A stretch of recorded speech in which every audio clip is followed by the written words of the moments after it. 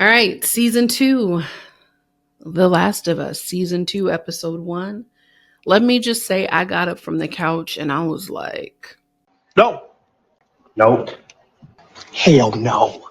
No. grab your popcorn, pour your drink of choice, and hit play.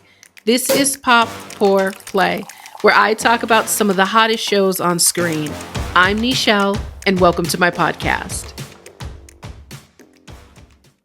Welcome to another episode of Pop, Pour, Play. I'm Nichelle, and whether you're a day one subscriber or you've stumbled onto this channel for the first time, I appreciate you being here, and I would encourage you to like and subscribe. So this week's episode is all about The Last of Us, season 2. Only one episode has dropped, and I've already got quite a few thoughts.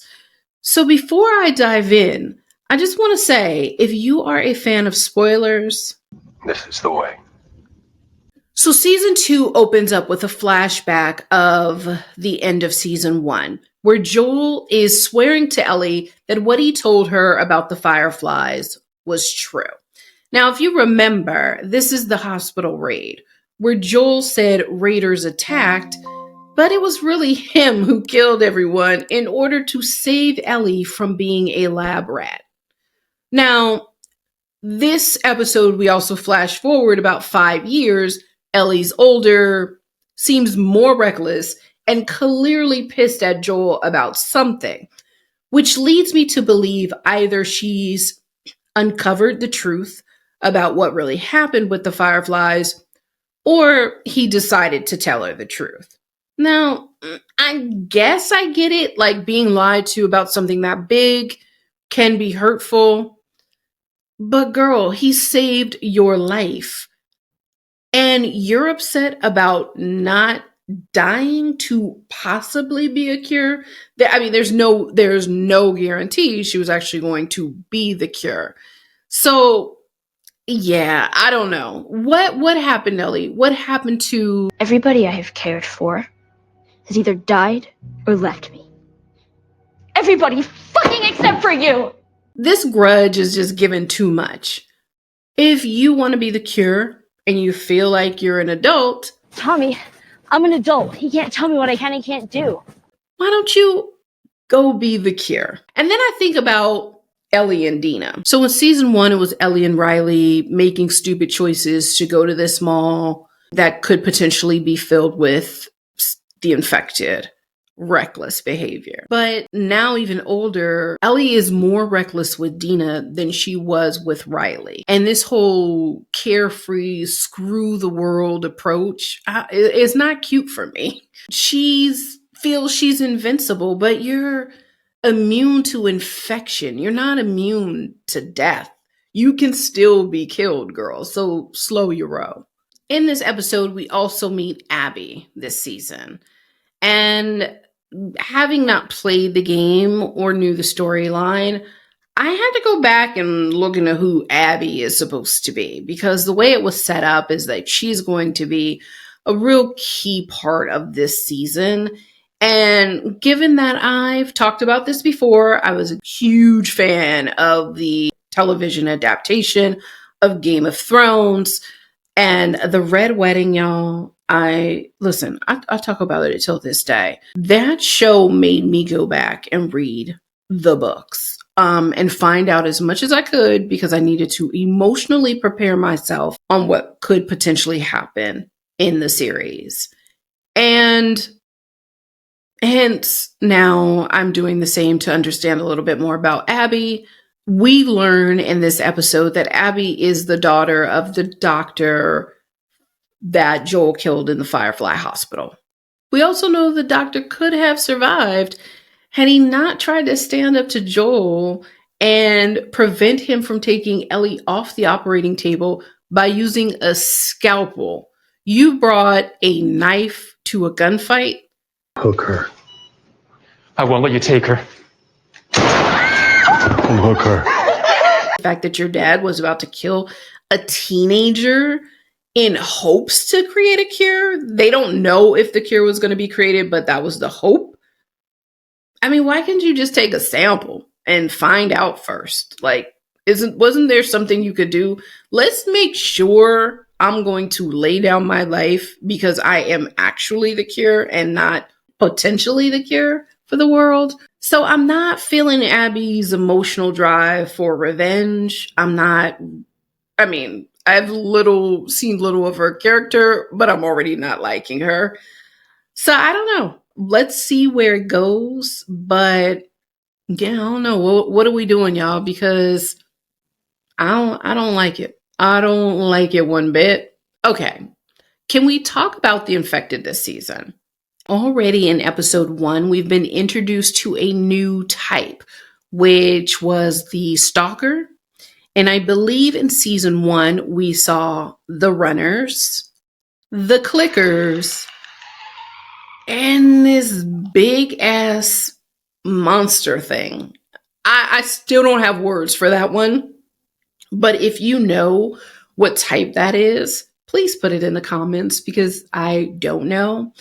And I'm wondering how many other infected types we're going to see. So there are different names based on the level of infection and kind of what they do. They have a type called shamblers, which is basically if they were submerged in water also. I don't know. You guys can probably help me out with understanding that.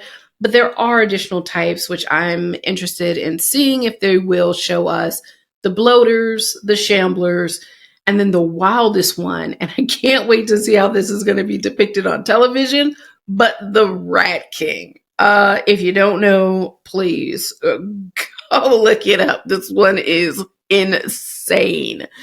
So if you've watched any of my other episodes, you will know I've made references to The Walking Dead. I was a huge fan of the television series The Walking Dead. That's probably pre-Rick's death and Negan surviving, but I did stick it out till the end, and I do see some parallels with this show. So Rick from The Walking Dead, post-prison, he just wanted peace. He was raising animals, farming, and I get those same vibes with Joel in this community in Wyoming. He's the foreman, he's going to therapy, and basically wants to try to settle down. Then there was Carl. He had his moment of doing reckless things and getting people hurt. And that's, to me, like Ellie. I got bit, everybody! Hey. I got bit! Hey! I'm immune! Whoa, hey! In a post-apocalyptic world overrun by infected, you're bound to see similar patterns. You've got infected killing people, people killing people, scavengers, communities rising and falling, corruption creeping up amongst those in power, and these grayed moral lines of what is required for survival. That's why this genre hits for me. It's not just about these infected monsters, but it's also the choices that people make. I'm talking about these parallels in The Walking Dead and The Last of Us to get to this point. The Walking Dead also took some liberties with the storyline that deviated from the comics. And my hope is that The Last of Us will also play with some of these expectations. And I say that because of Abby's character. She's on a mission to seek revenge for her father's death, and she's got one person in her sights, and that's Joel. If she is victorious, it's gotta be believable for me. I have seen this man, the hospital alone, take down over a dozen armed individuals. And now this girl is out seeking for revenge, who looks maybe a little bit older than Ellie, or if not the same age. And I'm not buying that she'd be victorious in this. So my prediction is, if she is, the only way is perhaps he's distracted. And because of Ellie's recklessness, He could be distracted by Ellie trying to save her and gets caught off guard by Abby and killed. The other option is maybe somehow Abby, being that she looks young also, and Joel has a little bit of a soft spot. He mentioned it about Dina and how she treats him more like a father in this episode. Maybe somehow Abby gains his trust and then kills him. I don't know, but you guys can see I'm not feeling Abby at all, or her crew right now. So her motivation is shaky to me, and I don't feel, and I'm sure there hasn't been much of her on screen anyways, but I just don't see myself getting emotionally tied to her in any way and having, I don't know, some type of empathy for her character or for her loss. My final thoughts are around Ellie and her new best friend / love interest, Dina. I mean, Ellie is spiraling out of control, and I feel someone's going to pay the price. And as I mentioned earlier, that person could possibly be Joel. But then I was thinking, from season 1, Ellie's best friend at the time was Riley. And Riley put Ellie in danger by taking her to this mall. Their relationship ended where Ellie was forced to kill the person she cared about the most. I can only wonder, are we heading toward a tragic full circle? Will Ellie's recklessness cause Dina to lose her life? Or worse, would it require Ellie to make the same devastating choice as before? I don't know, but we shall see. Again, we're only one episode in, so please tell me what some of your thoughts or predictions are. And how are you feeling so far about the season? It's early, I know, but I'd love to have a conversation. So I'll catch you next time. And don't forget to subscribe.